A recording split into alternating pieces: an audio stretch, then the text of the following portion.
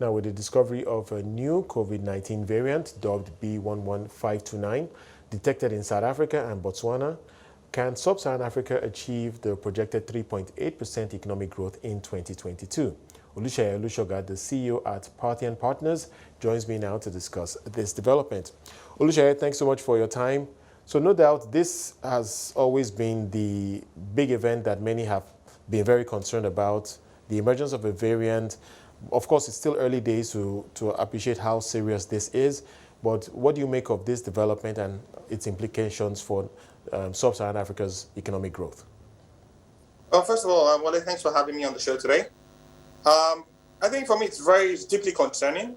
I think that we saw the impact of COVID when it broke out and in the last 2 waves or 3 waves that we had, and the impact it had on different economies, different countries. Not just in Africa, but also the world at large. I think that this dampens the optimistic outlook that we had about growth rate being as high as 3.8% going forward. I think that, as you've seen or you've heard, the UK and a few other countries have started banning travel to, or adding the countries in Southern Africa to the red list. And so what that means is that economic activity is going to actually slow down. The global oil price is already reacting to that news as well. So I think that it's going to be difficult for even governments to even say, okay, they want to have another lockdown. So the question will be, what's going to be the strategy around containment, and how do you balance that against economic activity and rising inflation, because things are still, potential rise in inflation because things, if things are the price of things continue, like cooking gas, continue to rise. What does that mean? Even though we say the actual inflation numbers have dropped, but in real terms, the things that actually affect people, I think that, it's going to be a difficult time for most of these countries, and I think that you're going to see a slowdown in economic activity. You could say the balance sheets of most countries in sub-Saharan Africa have taken a huge hit, as has been the case in other countries. But I think it's quite significant, especially taking a look at a country like Nigeria. Many are beginning to suggest that perhaps Nigeria has really stretched its limit in terms of borrowing.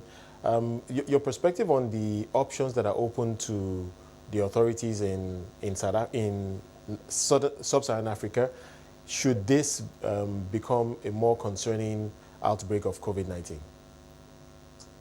Well, the options are limited, to be honest with you, because if economic activity slows down and the ability to generate internal revenue is also drying up, or it's not going to be there, it's going to be non-existent, I mean, you're going to have to ask yourself the question, how does government pay for this? I mean, if you look at even developed countries, so I like to always say that, it's not only a problem for Nigeria. I think that, even bigger countries or developed countries also face the same issue with their balance sheets being stressed when dealing with the previous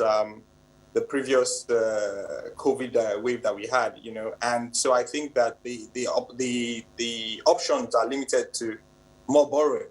Like, I struggle to see if there's any other thing that they could actually do to actually help their economy. But their balance sheets are going to be stressed even further.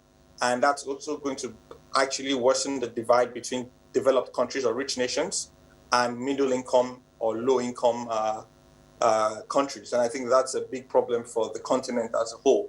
And it's one that, there isn't any silver bullet anywhere to stop that. And that's also going to feed through even to the citizenry as well, with the wider gap between the haves and the have-nots. And for me, that's even more of a deeper issue. For countries like Nigeria with a young, vibrant population.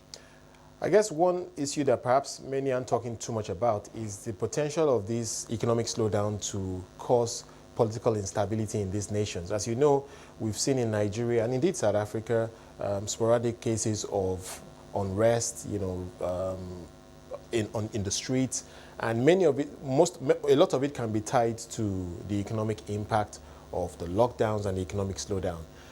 Your perspective on that, is that something that you think potentially, if we were to see another wave of declining economic activity, so to speak, that we could see the impact on the political environment across sub-Saharan Africa? I mean, I mean, without having to be, to dig deep into the issue, I mean, like, for me, it's obvious, right? It's obvious that it's a risk. However, Nigeria has shown to be a very resilient country. Nigerians are generally resilient people. I think that what's more concerning is the fact that the government has actually decided, and it's been debated also, at the federal level, in terms of giving the states money, with regards to them trying to remove subsidies. So having the conversations around removing the subsidy on things, and then the government's giving palliatives of different sorts to their population or citizens or residents in their various states, right?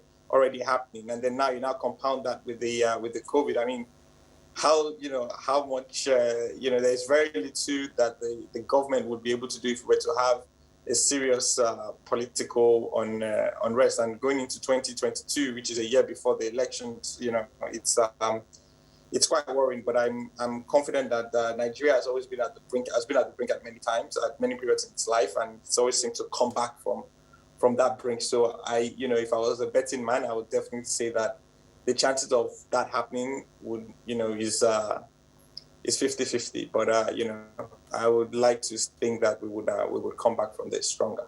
All right. Let's talk a bit about the macro implications of this.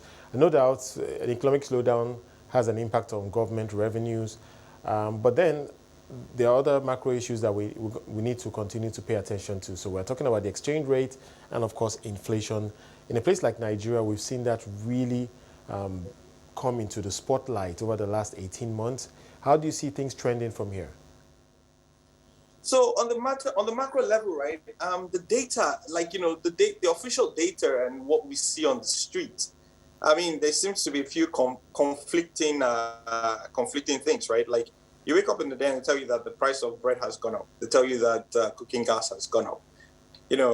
These are things that people use or interact with in their daily lives. And if those things are going up, how do you justify the drop in inflation over the last couple of months, right? I mean, how do you marry the two data points? So for me, my view is that it's going to be difficult to have a clear picture in terms of what's really going on, because the official data and what you see when you go to the market are not marrying up.